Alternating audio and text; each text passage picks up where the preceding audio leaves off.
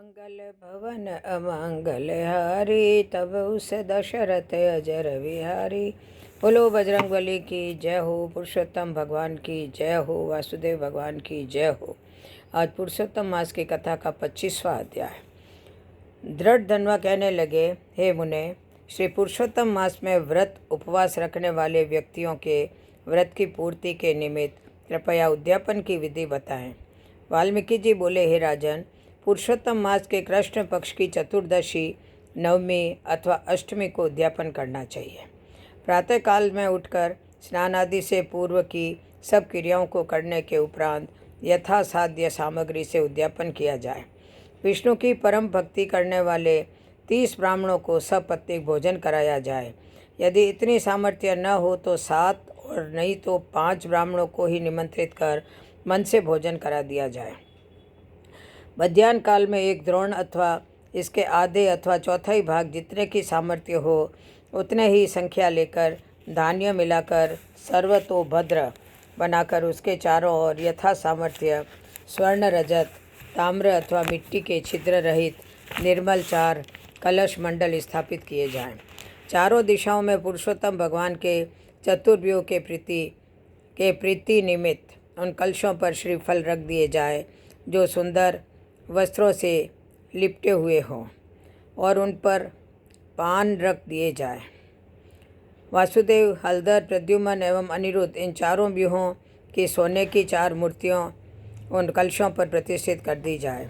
पुरुषोत्तम के व्रत के प्रारंभ में स्थापित की हुई श्री राधे सहित पुरुषोत्तम देव की मूर्ति को कलश के साथ लाकर सबके मध्य में मंडल में प्रतिष्ठित कर दें। पूजन के निमित्त किसी वेद वेदांग से में पारंगत वैष्णव आचार्य ब्राह्मण को ही लेना चाहिए। जप निमित्त 4 ब्राह्मणों को 2-2 वस्त्र एवं मुद्रिका दी जानी चाहिए। वस्त्र भूषणों से आचार्य को अलंकृत करके हृदय में प्रसन्न होकर शरीर की शुद्धि के लिए प्रायश्चित करें।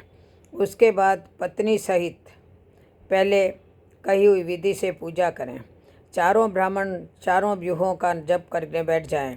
चारों दिशाओं में चारों अखंड दीप प्रज्वलित कर दिए जाएं और नारियल से अर्घ्य दान करने के उपरांत अपनी दोनों जंघाओं का पृथ्वी से स्पर्श कर दोनों हाथों की अंजलि में ऋतु के अनुसार फल, फूल तथा पंचरत्न लें और सपत्नीक भक्ति, श्रद्धा एवं मुदित मन से श्री हरि का स्मरण कर अर्घ्य आदि 16 उपचार से पूजा करें।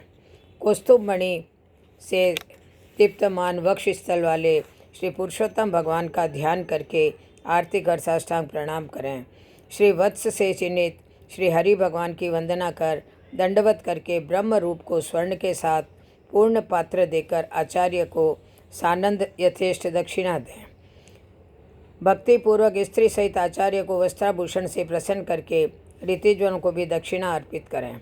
दूध देने वाली सीधी गाय को बच्चे सहित अन्य आभूषणों से सुसज्जित कर जिसके तांबे से मंडी पीठ और सोने से मंडे सींग तथा चांदी से मंडे खुर हों, ऐसी गाय को दान करें। घी और तिल के पात्रों का दान करें।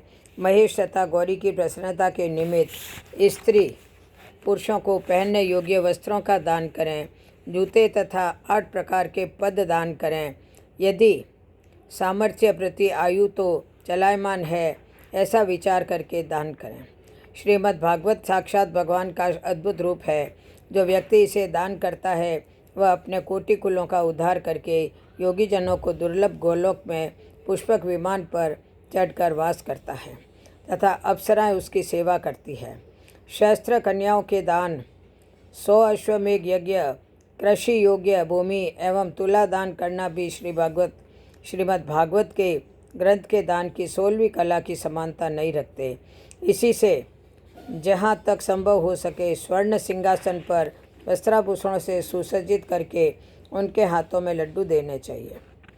उनकी पत्नियों को विधान पूर्वक वस्त्राभूषणों से अलंकृत कर उन्हें बांस की टोकरी दें और द्वार तक ब्राह्मणों के साथ जाकर मंत्रहीन, क्रियाहीन ऐसा मंत्र का उच्चारण करते हुए पुरुषोत्तम से क्षमा मांग यस्य स्मृत्यति मंत्र से जनार्दन भगवान को नमस्कार कर विधि पूर्वक संपूर्ण कार्य समाप्त कर आनंदित हों। सबको समान भाव से प्रसाद वितरित कर असत्य न बोलने की प्रतिज्ञा करते हुए सपरिवार भोजन करें। पूर्णिमा को रात्रि जागरण और स्वर्ण बने राधा कृष्ण की पूजा कर अंत में पत्नी सहित व्रती पुरुष भगवान पुरुषोत्तम को राधिका सहित नमस्कार करें। व्रत के करने से जन्म जन्म के क्लेश, विपत्ति और दारिद्र्यता का नाश होता है। इस व्रत को करने वालों की कामनाएं पूर्ण होती है और वे विमान में बैठकर वैकुंठ लोक को जाते हैं। श्री बृहदारण्यक पुराणे पुरुषोत्तम मास महात्म्य श्री नारायण नारद संवादे दृढ़धन्वोपाख्यान व्रतोध्यापन विधि कशन नाम 25वां अध्याय। बोलो पुरुषोत्तम भगवान की जय हो, वासुदेव भगवान की जय हो।